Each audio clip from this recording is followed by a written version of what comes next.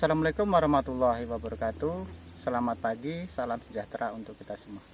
Oke, pada video kali ini saya akan melakukan pemupukan, yaitu pemupukan burat atau borot di tanaman usia 27 bulan memasuki tahun ketiga.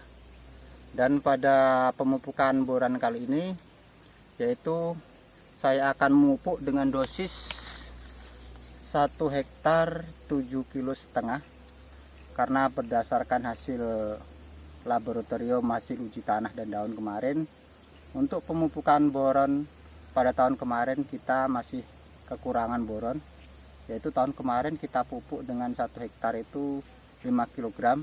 Jadi sekarang memasuki tahun ketiga kita pupuk dengan dosis 7,5 kg. Untuk lebih jelasnya lagi apa fungsi boron dan manfaat untuk kelapa sawit, mari kita lihat ulasan berikut ini. Sebelumnya mari kita lihat cara pemupukan boron di kelapa sawit. Oke, untuk pemupukan ini biasanya kita taruh di pelepah ya. Kenapa kita taruh di pelepah? Yaitu dengan tujuan agar yang larut ini tidak terlalu semua, yaitu larutnya sedikit demi sedikit bila terkena air hujan. Oke, sekarang kita lakukan pemupukan di sawit berikut. Berbicara tentang unsur hara mikro, maka kita tidak bisa lepas dari yang namanya pupuk boron atau borat untuk tanaman kelapa sawit. Maka untuk memahami lebih lanjut berkaitan dengan boron, berikut adalah 8 hal penting yang berkaitan dengan boron atau borak ataupun pupuk borat untuk tanaman kelapa sawit. Yang pertama yaitu boron di dalam tanah tersedia dalam bentuk asam borat, yaitu H2B03. Jumlah asam borat yang dibutuhkan tanaman kelapa sawit sangatlah kecil di dalam tanah sendiri, bahwa kandungan boron itu hanya 7-80 ppm saja. Biasanya bentuknya dalam ion adalah BOH4 yang berada dalam tanah. Yang kedua, boron sendiri tersedia di dalam tanah hanya 5% dari total semua boron yang ada di dalam tanah. Artinya memang sangatlah kecil kondisi yang ada di dalam tanah itu sendiri, apalagi kondisinya ditopang dengan kondisi tanah yang semakin dalam, maka kandungan boron akan semakin rendah. Hal ini seharusnya menjadi perhatian bagi para petani ketika menanam pada daerah-daerah terasan ataupun bibitan yang menggunakan tanah terlalu dalam, akan menyebabkan kekurangan boron pada tanaman di bibitan, apalagi bibitan yang sudah mulai dewasa. Yang ketiga, fungsi boron sendiri adalah untuk metabolisme asam nukleat, karbohidrat, kemudian fenol, protein, dan auksin untuk tanaman kelapa sawit itu sendiri. Fungsi boron lainnya adalah untuk pembelahan dan perpanjangan sel serta metabolisme selnya. Yang keempat, kekurangan boron akan menyebabkan gagal kesempurnaan dalam pembentukan daun ataupun anak daun ataupun helaian lainnya pada tanaman kelapa sawit. Akibatnya bentuknya bisa memendek, yang semakin tebal ataupun ujung laminanya saling menyatu. Hal inilah yang mengindikasikan gejala dari kekurangan borat atau boron itu sendiri.